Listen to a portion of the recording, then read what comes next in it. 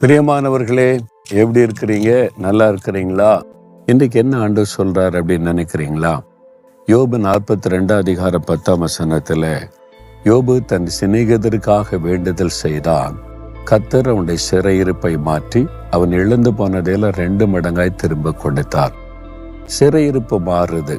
நம்ம வாழ்க்கையில பல சிறையிருப்பு, வியாதி, கடன் பிரச்சனை, ஒரு பயம், கலக்கம், தடைகள், பல சிறையிருப்புகளை நம்ம சந்தித்து சோர்ந்து போகிறோம்.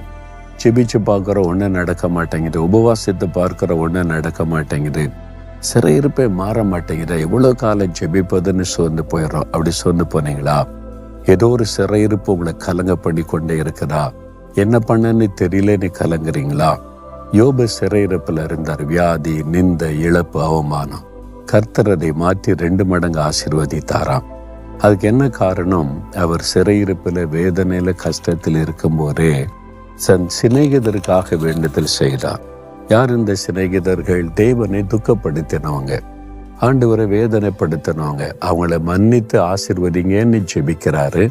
இவருடைய சிறையிருப்பு மாறிட்டு அது அன்னைக்கு நடந்தது, இப்ப நடக்குமா?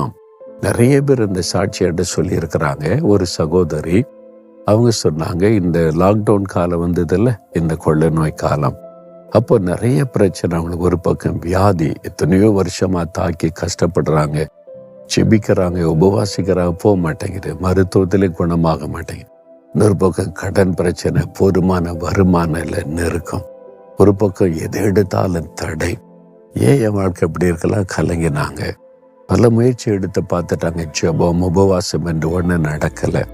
அந்த சமயம் 21 நாள் உபவாச ஜெபத்தை நான் அறிவித்திருந்தேன்.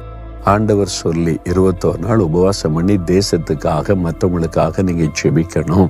இந்த சகோதரி தீர்மானிச்சாங்களா, நான் இனி எனக்காக ஜெபிக்க மாட்டேன், நான் என் தேசத்துக்காக ஜெபிக்கிறேன், மக்களுக்காக ஜெபிக்கிறேன்னு சொல்லி 21 நாள் உபவாசம் பண்ணி ஜெபித்தாங்களா. ஒருவேளை சாப்பிடுவாங்க, மற்ற நேரெல்லாம் உபவாசம்.